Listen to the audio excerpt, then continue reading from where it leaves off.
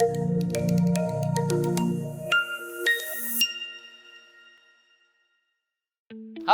ketemu lagi dengan kita berdua masih dalam membahas masalah kacamata, lensa kontak, dan juga kesehatan mata. Masih bersama saya Diki dan saya AB, kami berdua adalah optometris dari Optik Melawai. Nah, kali ini kita khusus membahas mengenai desain, material, dan durasi pemakaian lensa kontak nih Pak Abe.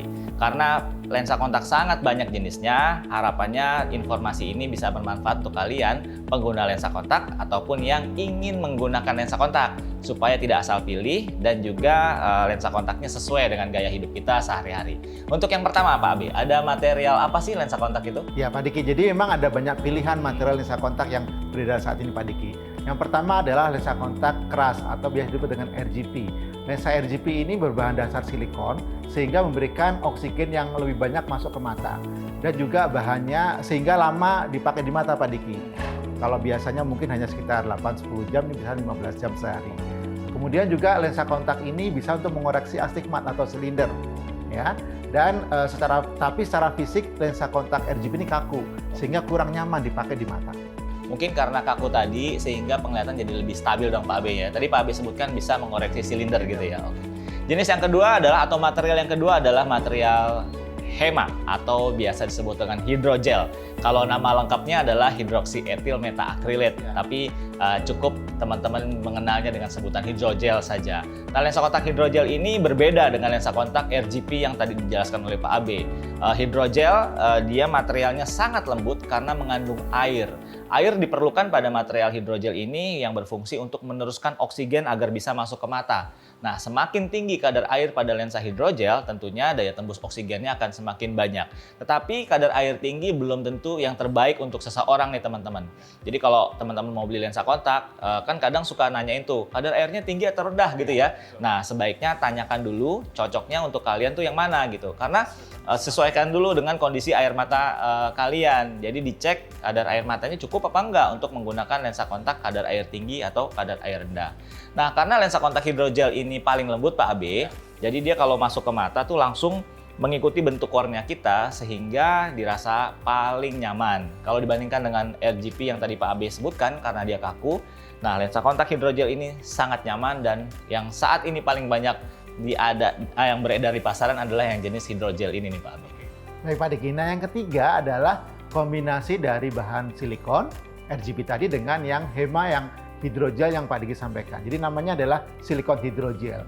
Ini adalah lensa kontak yang daya tembus oksigennya, meneruskan oksigen ke mata lebih banyak dibandingkan bahan hidrogel, tapi sifatnya lembut Pak Diki, sehingga nyaman digunakan seperti lensa HEMA tadi. Jadi benefit dari silikon digabungkan dengan benefit dari hidrogel, jadilah lensa silikon hidrogel. Ini jadi salah satu yang paling banyak digunakan oleh orang saat ini kalau ingin menggunakan lensa kontak yang sehat gitu Pak Abe ya. Sehat dan juga nyaman tentunya. Oke Pak Abe, dari segi, tadi kan kita ngomongin dari segi material ya. Nah kalau dari segi masa pakai, apakah ada perbedaan Pak Abe? Iya. Kalau kita lihat kan gaya hidup zaman sekarang ya, orang pakai lensa kontak butuh lebih lama ya. Kita pagi berangkat ke kantor, pulang juga harus kejebak macet, jadi sampai rumah tuh udah malam sekali. Kira-kira ada perbedaan nggak sih tipe-tipe lensa kontak dari segi durasi pemakaiannya? Jadi Pak Diki, kalau untuk dan teman-teman ya, kalau untuk lensa kontak HEMA itu karena memang daya tembus oksigennya terbatas, jadi kita sarankan pakai maksimal hingga 8 jam sehari Pak Diki. Kecuali kalau tadi memang gaya hidupnya aktif, perlu pakai lensa kontak yang lama, saran kita adalah menggunakan silikon hidrogel karena bisa sampai dipakai hingga 15 jam sehari. Yang RGP sendiri bisa berapa lama? Bisa 15 jam juga Pak Diki, hanya kan orang ngeluhnya nggak nyaman karena kaku ya, karena keras tadi. Tapi kalau daya tembus oksigennya baik yang RGP maupun silikon hidrogel sama-sama banyak gitu ya, sehingga bisa dipakai lebih lama di mata. Jadi kalau misalnya aktivitas kita lebih dari 12 jam per hari, ya bisa pilihannya adalah silikon hidrogel atau RGP tadi gitu ya. Nah kalau dari segi, tadi kan durasi Pak Abe, jadi harus disesuaikan juga dengan kebutuhan kita sehari-hari menggunakan lensa kontak seperti apa. Kalau dari segi warna nih, ada bedanya nggak sih? Ada lensa kontak, saya dengar ada lensa kontak yang bening, ada juga lensa kontak yang color ya. Kalau yang color tuh materialnya apa Pak Abi? Nah, kalau lensa kontak yang warna itu bisa umumnya dari HEMA Mas Pak Diki. Jadi lensa kontak ini daya tembusnya memang nggak sebanyak lensa kontak silikon hidrogel, sehingga memang masa pakainya nggak bisa lebih dari 8 jam Pak Diki sehari. Ya. Jadi karena dia bahannya hanya tersedia kebanyakan dari hidrogel, sehingga masa pakainya pun per hari tidak bisa lebih dari 8 jam. Apalagi ada warnanya ya, pasti kan bisa menghalangi oksigen yang masuk ke mata kita gitu teman-teman ya. Oke, tadi udah ngomongin material, ngomongin durasi pemakaian, warna sama bening. Ada lagi nggak desain lain Pak Abe? Berdasarkan ukuran? Ukurannya, gini Pak Diki, ada juga lensa kontak untuk mata silinder nih.